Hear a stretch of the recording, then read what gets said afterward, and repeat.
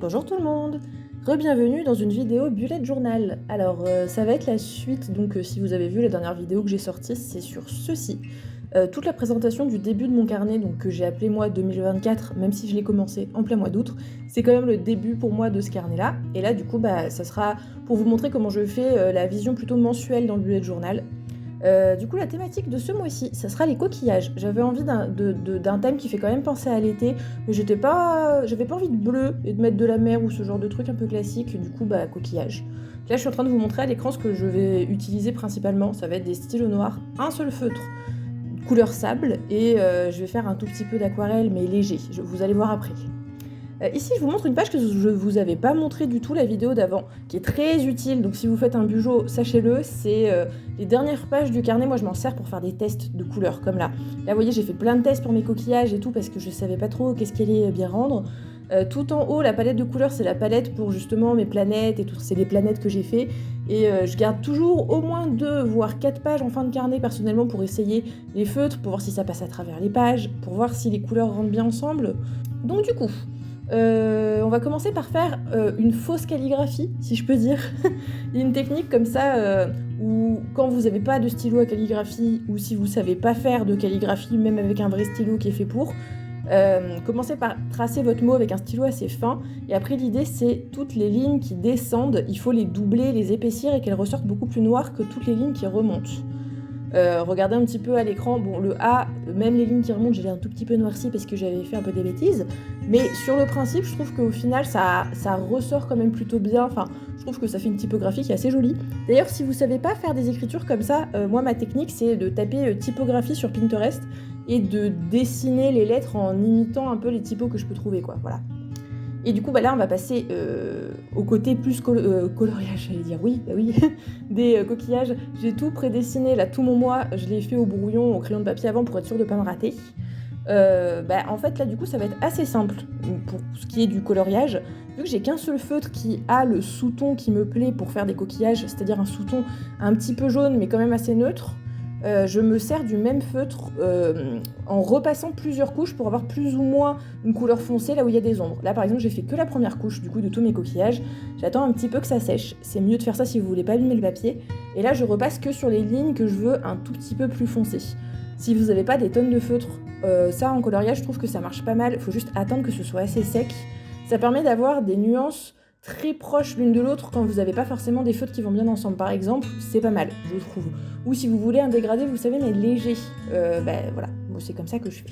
Là, on arrive sur la partie où je vous parlais de l'aquarelle, justement. En fait, alors, je vous donnerai même pas la référence parce qu'ils sont nuls, en toute franchise. J'ai trouvé, il y a longtemps, des aquarelles un peu avec un côté métallique, paillettes. Il y en a une blanche, du coup je m'en sers pour faire les reflets de chaque coquillage.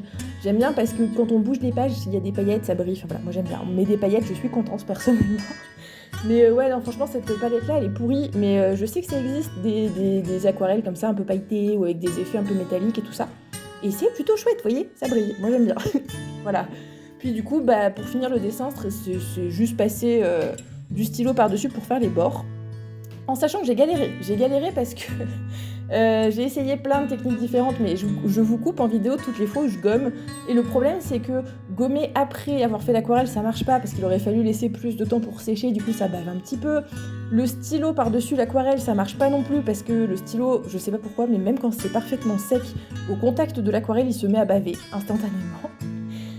Sous l'aquarelle, ça marche pas non plus parce que sinon c'est l'eau de l'aquarelle qui fait baver le stylo. Enfin bref, c'est comme la problématique de la dernière vidéo. Va vraiment falloir que je m'achète des stylos qui résistent à l'eau, je pense, parce que franchement, pour dessiner et colorier au feutre par-dessus des stylos qui bavent, c'est pénible. Je trouve quand même que le résultat de la page d'août est beaucoup plus net que celle de ma page 2024 avec les planètes. Donc sur ça, c'est quand même bien.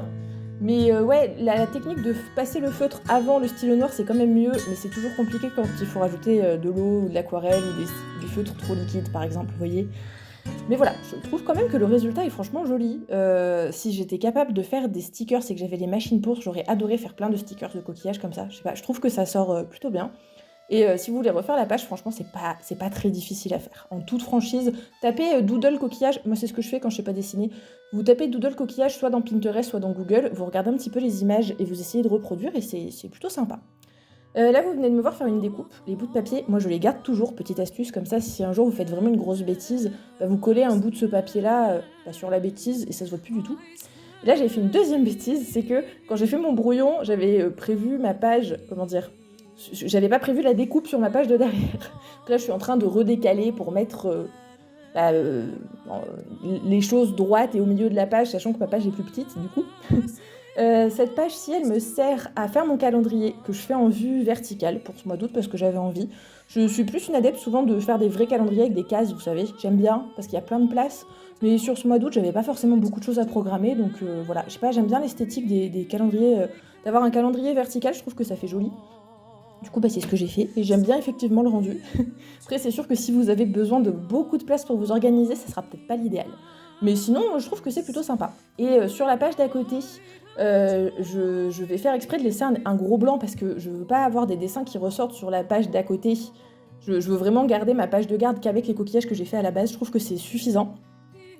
Je me suis juste fait une place pour ma to-do list du mois parce que moi, vraiment, la to-do list du mois, c'est nécessaire pour m'organiser. J'en ai vraiment besoin pour vider mon cerveau et pouvoir voir au fur et à mesure du mois qu'est-ce que j'ai pas encore fait ou s'il y a des, vous savez, des rendez-vous, des choses qu'il fallait que je pense à prendre. Enfin voilà, bref, je trouve que c'est plutôt utile. Pour tout ce qui est dessin, c'est un peu la même méthodologie que ce que je vous ai montré avec la page de garde tout le long du dessin. Au final, la seule couleur qu'il y a ce mois-ci dans mon bullet journal, c'est cette couleur un peu sable clair. Et j'aime bien, ça c'est aussi une astuce pour les débutants, essayez de partir avec le moins de couleurs possible si vous voulez que ça rende propre. Je trouve que c'est le plus simple à mettre en place plutôt que de faire des palettes de couleurs très compliquées au début. Avoir une seule couleur et s'y tenir tout son mois, ça fait toujours...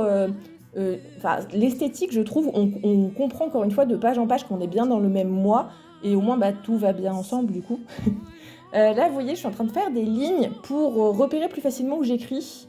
À la base, pour la to-do, j'avais prévu d'en faire une sur deux, j'avoue, je me suis trompée, du coup, bah, y a plein de lignes. Mais en soi, ça fait joli. Moi, j'aime bien les résultats au final, donc bon.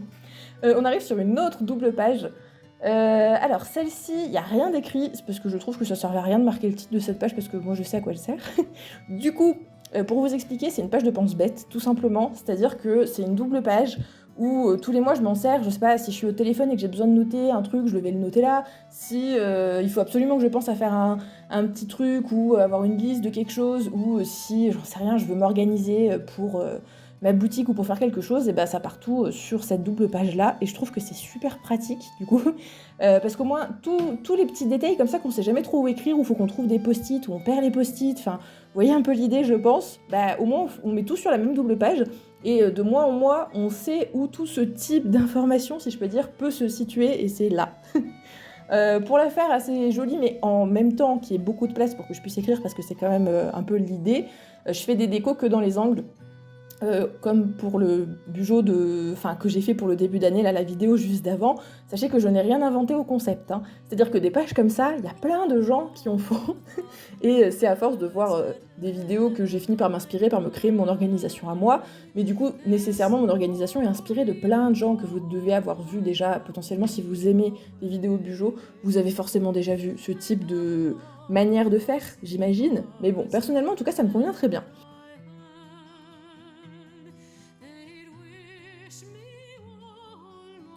Donc là, on va bientôt arriver au bout. Je crois qu'il me reste, oui, voilà, il me reste plus qu'à faire le contour de chaque coquillage. Et cette page-ci, elle sera faite. Je trouve qu'elle rend jolie, que c'est assez équilibré. Et au final, vous voyez, il n'y a pas forcément besoin d'avoir non plus des tonnes de dessins. Parce que bah, sinon, j'aurais pas eu la place pour écrire, quoi. Voilà. Moi, j'aime bien, en tout cas.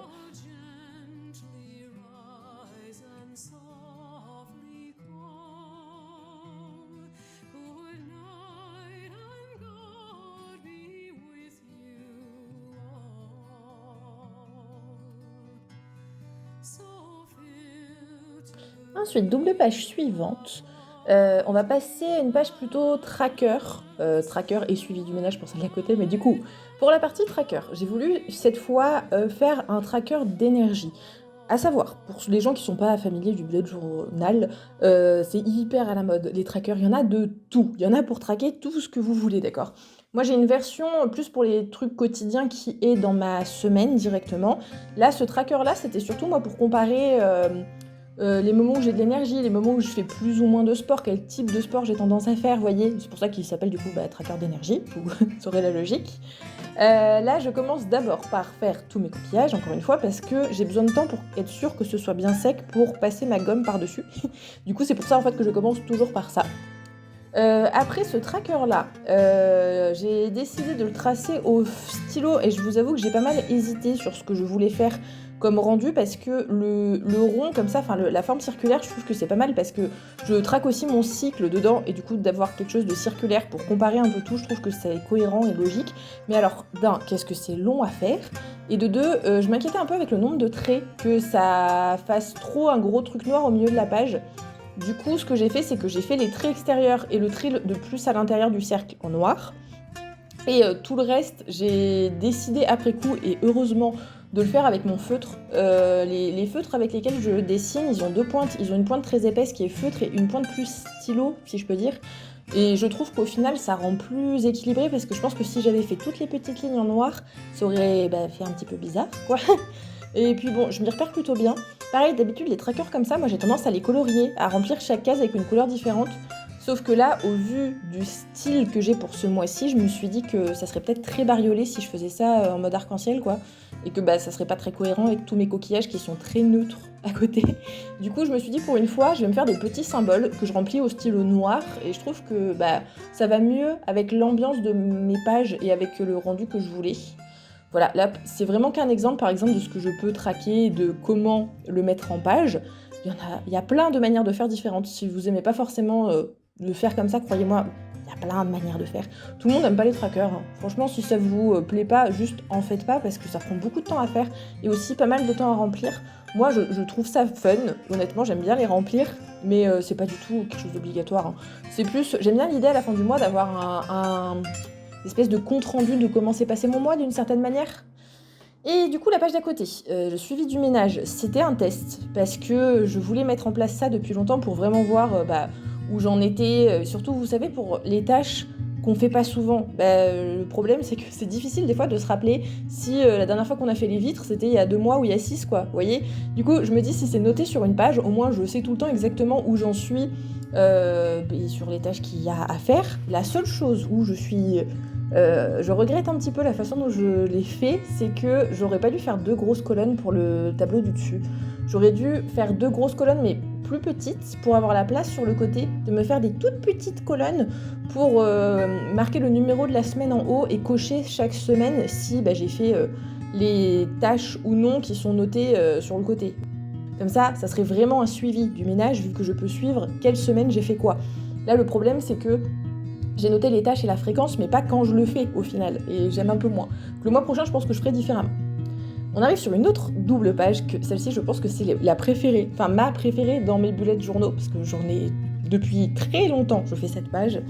La page de gauche, c'est une page de gratitude. Le concept est tout bête, c'est faire une ligne par jour où on note une raison de pourquoi on ressent de la gratitude pour cette journée. Le but, vous voyez, c'est d'essayer de trouver du positif même quand la journée a été vraiment pourrie, en gros.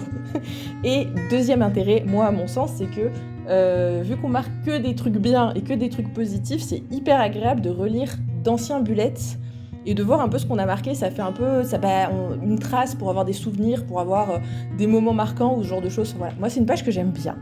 Et la page de l'autre côté, donc la page Culture Mix, celle-ci, je l'ai carrément piquée à quelqu'un. Je sais pas si vous connaissez sa chaîne, sinon, si vous aimez les vidéos Bullet, franchement, allez voir ce qu'il fait. C'est la chaîne Les Lectures du Loup. Si j'y pense, j'essaierai peut-être de vous la mettre en barre d'infos. Et du coup, j'ai vu ce concept chez lui un jour, en le regardant faire son bullet. L'idée, c'est de noter tout ce qu'on a vu ou fait de culturel dans le mois. Moi, personnellement, j'ai choisi de le faire qu'en 3 catégories. C'est les livres, films et séries, et la dernière, c'est la musique. Et l'idée, c'est que, par exemple, pour les livres, chaque fois que je vais finir un livre ce mois-ci, je vais le noter dans ma petite case. Comme ça, pareil, tous les mois, quand rétrospectivement, je retourne dans de vieux bullets, je peux voir un peu qu'est-ce que j'ai lu, qu'est-ce que j'ai vu quand, et je sais pas, j'aime bien avoir cette trace-là de ce que j'ai fait. Puis ça, pour le coup, je trouve que c'est hyper agréable à remplir, honnêtement. Après, pour le reste, c'est toujours les mêmes choses, hein, c'est des dessins. J'aime bien faire des lignes, là, surtout pour gratitude, d'en faire 1 sur 2, je trouve que ça rend le tableau beaucoup plus simple à remplir après. et ça remplit la page. Voilà, moi je trouve ça joli. Là, on arrive sur une autre double page qui, comme pour le mois dernier, vous sera peut-être pas utile. Je vous la laisse quand même parce que ça peut peut-être donner des idées de mise en page si vous avez besoin. Que ce soit par exemple pour l'école, pour le travail, enfin, si vous avez un type de page que moi par exemple je fais pas, ça peut peut-être vous inspirer au moins la forme, quoi. Ici, moi, je mets mon travail à moi, qui va être du coup de l'entrepreneuriat, et ma gestion des réseaux sociaux, parce que j'ai besoin d'avoir des pages pour gérer ça, sinon franchement, c'est un peu compliqué. Et je voulais pas faire une autre double page juste pour faire mes comptes, donc j'ai mis sur le côté aussi tous mes comptes, mais on y revient du coup quand je serai en train de faire ça. Là d'abord j'ai fait un calendrier, tout bêtement, et en fait je vais marquer dessus au fur et à mesure, surtout pour mes réseaux sociaux, qu'est-ce que j'ai sorti quand, comme ça je peux voir d'un coup d'œil où j'en suis, puis au crayon papier marquer qu'est-ce que j'aimerais faire quand, et je pense que ça m'aidera peut-être à m'organiser. Et en dessous les 2 colonnes, c'est un espèce de fourre-tout où je mets toutes les idées que j'ai ou toutes les choses qu'il faut que je fasse, et comme ça au fur et à mesure que je marque des choses là-dedans, je peux y reporter sur le calendrier. Moi personnellement ça m'aide à m'organiser, voilà. Là on arrive sur la page qui du coup c'est juste ma page de compte. Je sais pas s'il y a des gens ici qui sont un peu familiers du concept d'enveloppe budget. Alors je le fais plus depuis quelques temps, mais je l'ai fait, c'était pas mal mais un peu compliqué à mettre en place en toute franchise, même si je pense que j'y repasserai peut-être à un moment ou à un autre. Et ça c'est des exemples de manière d'écrire les comptes que j'ai pu voir sur d'autres chaînes, sur des chaînes qui parlent d'enveloppe budget très spécifiquement, et par contre la manière de faire les comptes, ça me correspond bien. Voilà, donc j'ai gardé ça tous les débuts de mois pour savoir où j'en suis financièrement, quoi, voilà. Si ça peut vous donner des idées, peut-être si vous voulez un aspect un peu moins serré, un peu moins étouffé comme là, faites plusieurs pages pour les différentes catégories. Personnellement, je trouve que c'est mieux parce que ça aère les pages, mais franchement, là, j'avais pas envie de faire une double page juste pour cette page de dépenses, ça m'embêtait de... vous avez vu le nombre de double pages que j'ai fait ce mois-ci. Ensuite, que je vous dise pas de bêtises, parce que je vois rien sur ma vidéo. Oui, on arrive enfin à la dernière double page, c'est bien ça. C'est ma semaine, du coup. Ça, c'est la première que je fais. Et en fait, si vous voulez, tous les dimanches, je dessine la semaine d'après pour pouvoir m'organiser. J'ai tendance d'ailleurs à changer d'une semaine à l'autre la manière dont je dessine ma semaine, si je peux dire. Je m'adapte en fonction de ce qui m'a été utile ou pas, comment j'ai envie que ça ressorte, si j'ai besoin d'avoir beaucoup de place ou pas. Comme je vous disais, moi je fais mes trackers du coup tout en haut de la page, et après là j'ai laissé beaucoup d'espace pour mettre mes to-do list de chaque jour. En fait c'est un peu à ça que ça sert. À la base le concept de bullet journal c'est juste ça, hein. C'est faire des to-do list tous les jours dans des petits encarts, voilà. Là pour le coup je trouve que je me suis laissé même trop de place pour mes jours, honnêtement je pense que je réduirai ça très certainement pour la semaine d'après. En fait il me manque plus d'espace pour marquer d'autres choses sur ma semaine, parce que là j'ai que la place de mettre mes trackers. Mais bref, j'ai beaucoup parlé, mais on arrive déjà à la fin de ce bullet. Donc voilà, je sais pas ce que vous en pensez, mais esthétiquement parlant, je trouve qu'il est plutôt très joli, honnêtement. Là, franchement, la page août avec les coquillages, j'aime beaucoup. Puis le petit brillant avec les paillettes et tout, franchement, plutôt sympa. Et du coup, voilà, c'est tout pour ce mois-ci. J'espère que ça vous aura plu. Pour ce qui est bullet journal, là, je pense que tant que je suis dedans et que ça m'intéresse, je vous en ferai sûrement une vidéo par mois pour vous montrer un petit peu comment je dessine et ce que je fais, et avec de nouveaux thèmes de dessin, du coup. N'hésitez pas à me dire ce que vous en pensez. Si c'est des vidéos qui vous plaisent ou pas du tout, si vous préférez entendre parler que de livres, ou si vous trouvez ça chouette que je fasse des vidéos sur plein d'autres choses. J'attends de voir encore comment je m'organise, mais je pense que je reviendrai peut-être vers vous avec plutôt une vidéo vlog pour vous montrer un peu dans mon quotidien là de la lecture, parce que je relis un petit peu là ces derniers temps, mais pas que, un peu ce que je fais peut-être professionnellement. Puis arrivera bientôt sur ma chaîne aussi une vidéo explicative de où je m'en vais justement niveau entrepreneuriat, si ça vous intéresse. Et puis écoutez, en tout cas moi je vous souhaite une bonne fin de semaine à tous, et je vous dis à bientôt pour une prochaine vidéo.